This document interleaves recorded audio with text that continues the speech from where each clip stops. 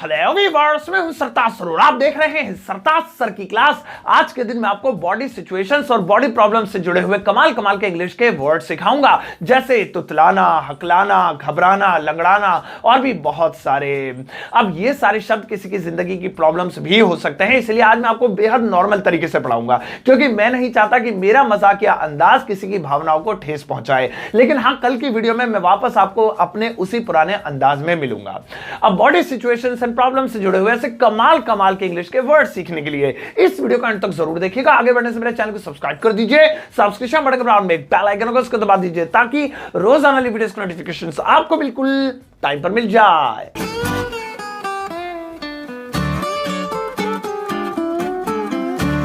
तो चलिएगा शुरुआत करते हैं इस वीडियो की, और आज के दिन मैं आपको सिखाता हूं शरीर की अवस्थाओं से जुड़े हुए कमाल के 10 इंग्लिश वर्ड्स। अब पहला वाला है तुतलाना। अब यह समस्या बहुत सारे लोगों के साथ होती है कि वो बोलते हुए तुतलाते हैं। तुतलाने को अंग्रेजी में बोलते हैं लिस्प। स्पेलिंग ध्यान से देखना, लिप्स नहीं लिखा हुआ है, लिस्प। इसे लिस्प या लिस्पिंग कहेंगे। मान लीजिए जैसे आपको कहना है वह तुतला रहा था, वह तुतला रहा था। अब रहा था ये पास्ट का कॉन्टिन्यूअस टेंस है, वाज वर्ब का इस्तेमाल करते हुए बनाते हैं। He was lisping, he was lisping. यहां पर आईएनजी लगाना पड़ा लिस्ट में, क्योंकि पास्ट के कॉन्टिन्यूअस टेंस में आईएनजी लगानी पड़ती है। तो याद रखेंगे, जब भी आपको बोलना हो तुतलाना या फिर इस पर कोई सेंटेंस बनाना हो तो लिखेंगे लिस्प। आओ नेक्स्ट वाला देखें। और दूसरा है हकलाना। अब बहुत सारे लोग ऐसे होते हैं जो बात करते हुए हकलाते हैं या बात को बहुत लंबा खींचते हैं हकलाने की वजह से। हकलाने को अंग्रेजी में बोलते हैं स्टैमर। स्टैमर। अब जैसे मुझे कहना है वह बोलते हुए हकला रहा है, वह बोलते हुए हकला रहा है, यानी बात करते हुए हकला रहा है, तो इसे इंग्लिश में कहेंगे he is stammering while talking। he is stammering while talking। he is stammering यानी कि वह हकला रहा है, while talking यानी बात करते हुए, बात करने के दौरान। तो याद रखेंगे हकलाना। नेक्स्ट वाला देखो, और नेक्स्ट वाला है फुसफुसाना। फुसफुसाना यानी कि बहुत हल्की आवाज में बोलना कि किसी को सुनाई ना दे जाए। अक्सर हम कहते हैं मेरी आवाज सुन रहे हो ना, ध्यान से सुनना। इसे कहते हैं फुसफुसाना। फुसफुसाने को अंग्रेजी में बोलते हैं विस्पर। विस्पर। जैसे मुझे कहना है उसने मेरे कान में फुसफुसाया, यानी कि वो कुछ ऐसा कह गया बहुत मंदी आवाज में जिससे दूसरों के लिए सुनना मुश्किल था। तो उसने मेरे कान में फुसफुसाया या वह मेरे कान में फुसफुसाया। इसकी इंग्लिश होगी he whispered in my ear। he whispered in my ear। my ear मतलब मेरे कान में, विस्पर की सेकंड फॉर्म लगानी पड़ी क्योंकि फुसफुसाया पास्ट का इंडेफिनिट टेंस है। तो याद रखेंगे फुसफुसाना यानी कि विस्पर। नेक्स्ट वाला देखो, और नेक्स्ट वाला है बड़बड़ाना। अब कुछ लोगों की आदत होती है कि वो मुंह ही मुंह में बड़बड़ाते रहते हैं, भले ही उनकी बात समझ में आए या ना आए, और हम कह देते हैं क्या बड़बड़ा रहे हो, थोड़ा जोर से बोलो, समझ में नहीं आ रहा है। बड़बड़ाना। बड़बड़ाने को अंग्रेजी में कहते हैं बैबलिंग। बैबलिंग। जैसे मुझे कहना है तुम क्यों बड़बड़ा रहे हो, क्या बात हो गई, किस बात पर गुस्सा आ रहा है तुम्हें, तुम क्यों बड़बड़ा रहे हो। इसे इंग्लिश में कहेंगे why are you babbling. Why are you babbling. याद रखना बड़बड़ाना। नेक्स्ट वाला देखो, और नेक्स्ट वाला है भिनभिनाना। अब भिनभिनाना मतलब गुस्से में कोई चीज रिपीट करना, कम आवाज में, बड़बड़ाने जैसा ही है, लेकिन बड़बड़ाना होता है तेज आवाज में, थोड़ा सा जोर से। यह है भिनभिनाना। भिनभिनाने को अंग्रेजी में बोलते हैं ग्रम्बलिंग। ग्रम्बलिंग। जैसे मुझे कहना है तुम क्यों भिनभिना रहे हो, क्या बात हो गई, इतना गुस्सा तुम्हें क्यों आ रहा है, मुझ पर भिनभिना रहे हो तुम क्यों भिनभिना रहे हो। इसकी इंग्लिश होगी व्हाई आर यू ग्रम्बलिंग।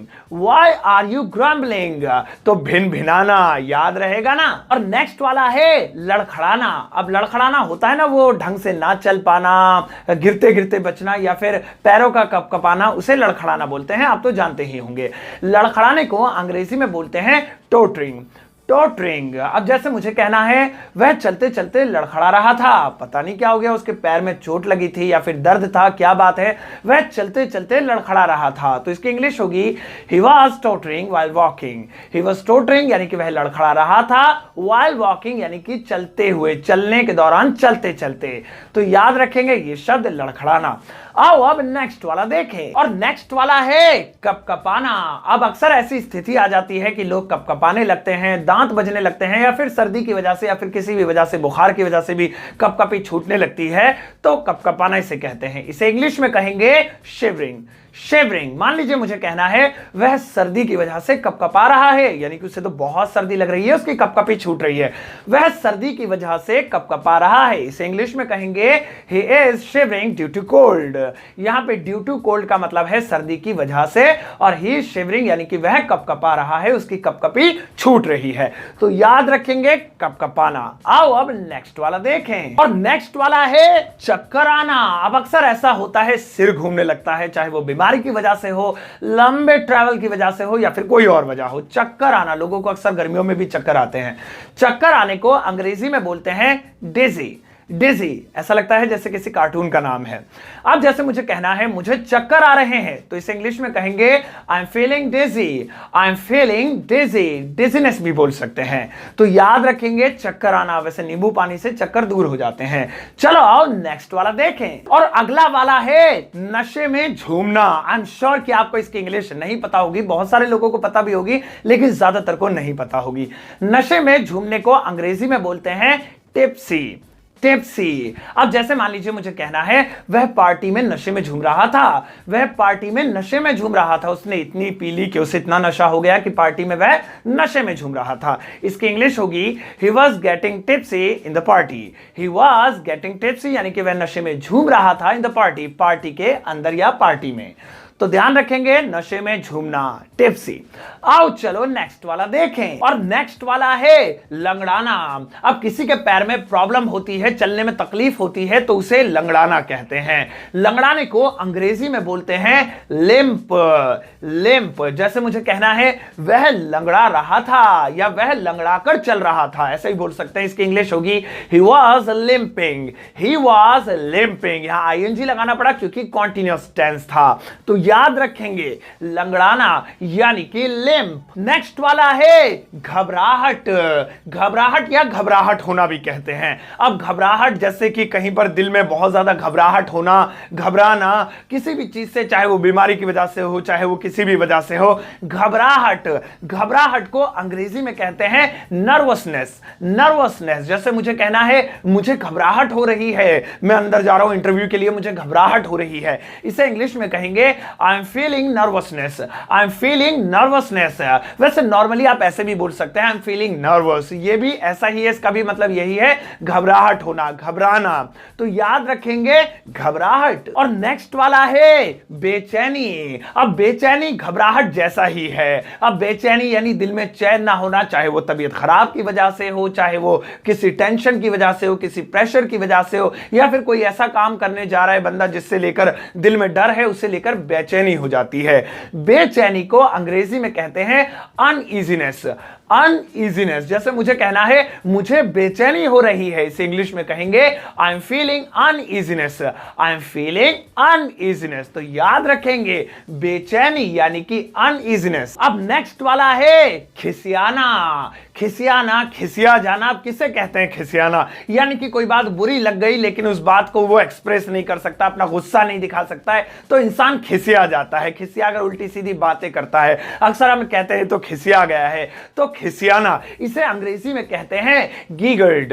गीगर्ड, जैसे मुझे कहना है वह पापा के सामने खिसिया गया, पास्ट इंडेफिनिट टेंस से गया, पास्ट इंडेफिनिट वाला सेकंड फॉर्म वाला, तो इसकी इंग्लिश होगी he giggled in front of father. He giggled in front of father. तो याद रखेंगे खिसियाना, खिसिया जाना, उसे कहते हैं गीगर्ड। ठीक है, नेक्स्ट वाला देखो, और नेक्स्ट वाला है शर्माना।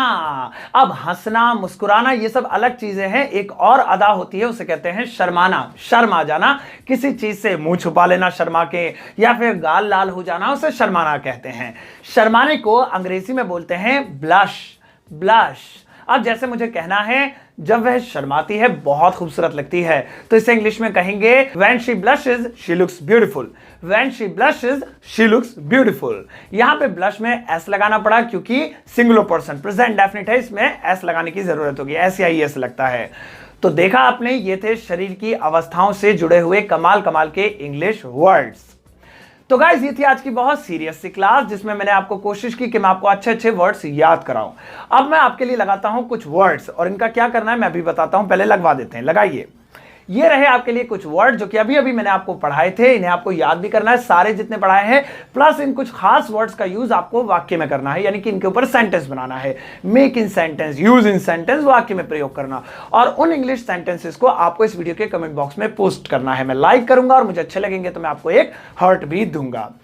तो ये थी आज की वीडियो कमाल की आपके लिए। आपको वीडियो कैसे लगी मुझे जरूर बताइएगा। इस वीडियो को सबके साथ शेयर कीजिएगा और जाते जाते एक प्यारा सा लाइक देकर जाना।